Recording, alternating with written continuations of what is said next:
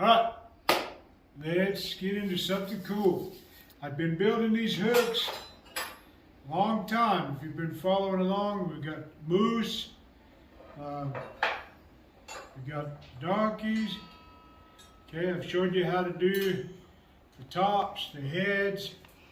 What we're going to show you how to do today is what I came up with on the bottom. This hook, this ball, this crushed ball end.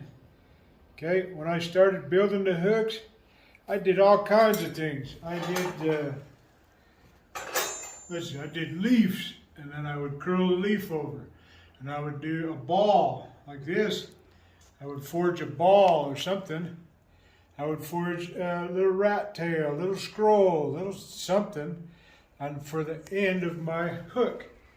I liked the ball because it didn't get caught on anything. I liked the way the scroll ends looked. They were lots of fun. They were a good technique on the anvil.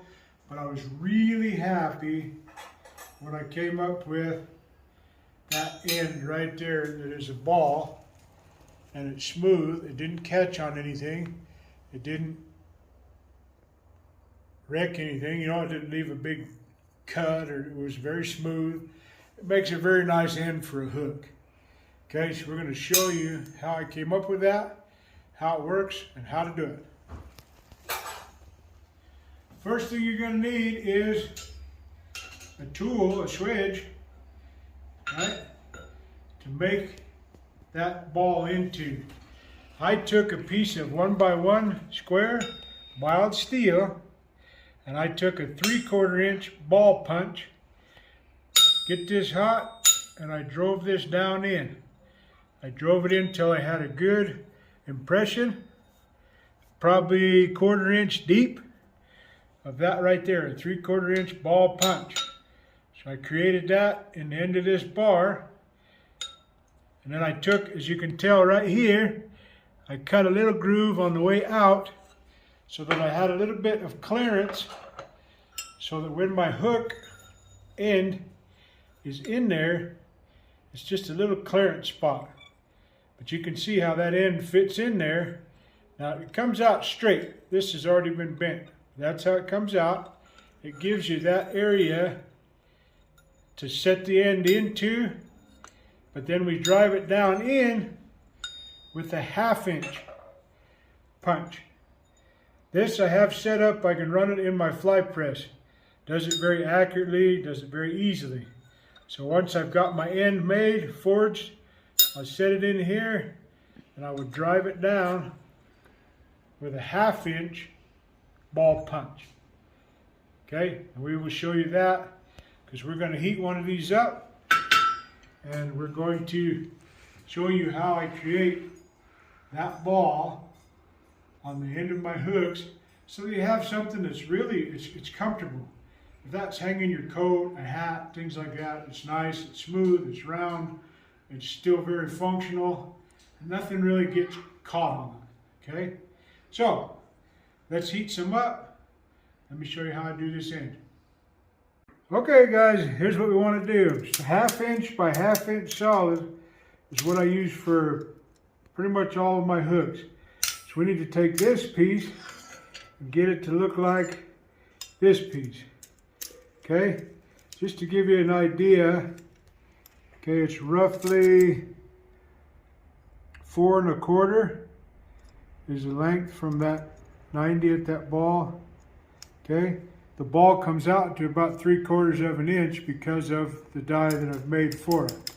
What we need to do is stretch this piece, okay, and that can be whatever length you want. You've got a big curl, a short curl.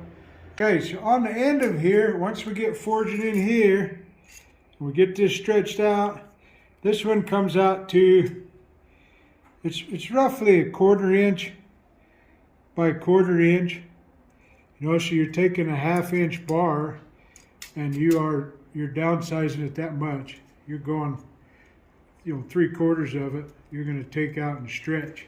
So until you're 1/4 by 1/4, and you're going to be leaving that about 3/8 on the end right here and leaving it, because we're going to smash that. That's where we're going to make the ball. So this ball is made out of about 3/8 left on the end. So I'll get this stretched down, get this material left on the end, and then we'll show you from there. Okay, so you're going to have that 3/8 to head your anvil. Section it off, right? Come up on your fullers, wherever you guys, however you want to do it.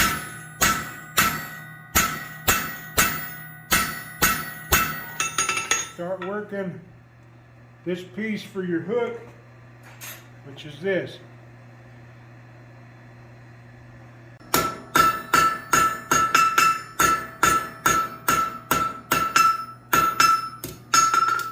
Okay, so now if you've got this stretched out, this whole center, this is the end we're going to be working. Now what we're going to do with that 3/8 that you left, okay, is we're going to smash it. Just take that square, smash it till it's the same thickness, and you can come on the edge of your anvil, knock these corners into itself.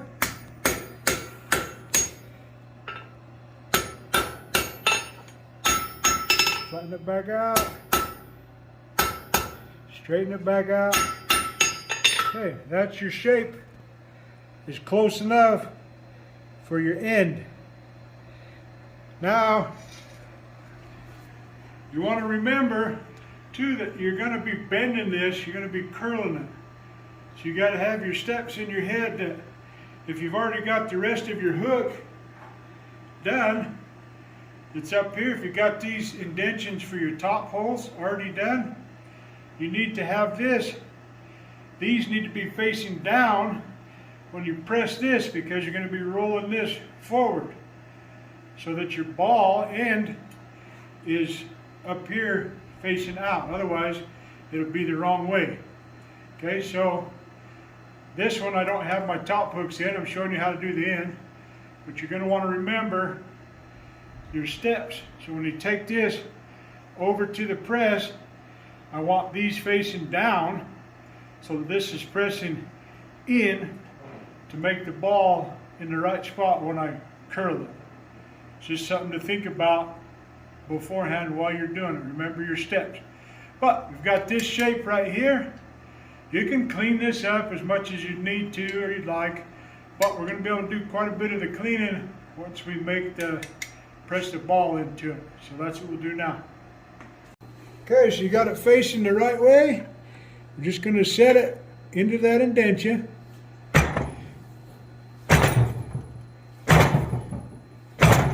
Give it a couple thumps. Now I like to move it up a little bit and push. What that's done is, you see how we got the ball, but you see how it's made that little curl? It started curling it over, and that's going to make it easier for our next step. But you can see where our end is right now. Okay, so we've got that little step. I can come right in here, just square that up. I hang it off the edge of my anvil, give it a couple taps, kind of get it just straightened back out. Bring it up on the anvil, hammer it towards you, and around, and up, and around. Come off the anvil. What that does is kind of flatten the bottom if there's anywhere you think it might still be hanging up. Hang it off, make sure it's straight, and you have created a very nice ball end for a hook.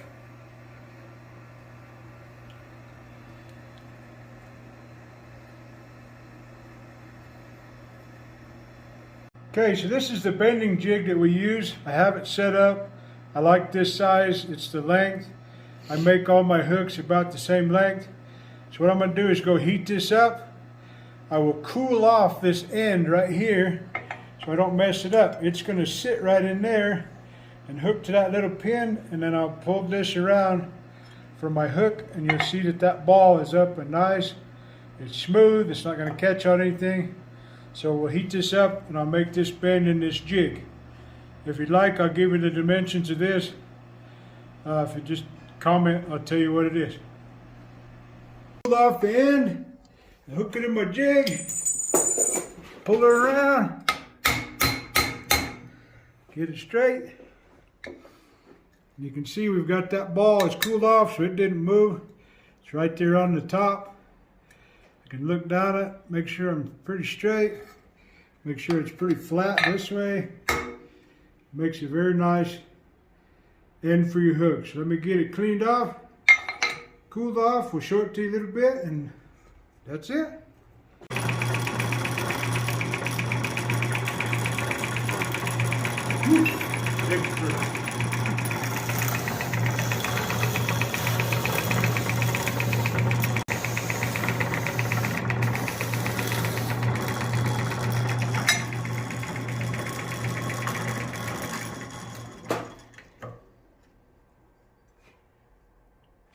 Alright, so hopefully you enjoyed that. Hopefully you get a chance, build you some of the tools. Find you a 3/4 inch ball punch. Use a 1/2 inch punch to drive that down. That makes a good hook and it makes a good looking one. It doesn't catch on nothing. I think it's a pretty sharp looking once you get it figured out. So build you some tools. That is the hook end that I use on my hooks for the moose, for the, this was like little gargoyle dragon one. I use this same end. It's just, this is octopus. Same ball in. I really am happy with it. My customers have been happy with it. Stuff doesn't catch on it.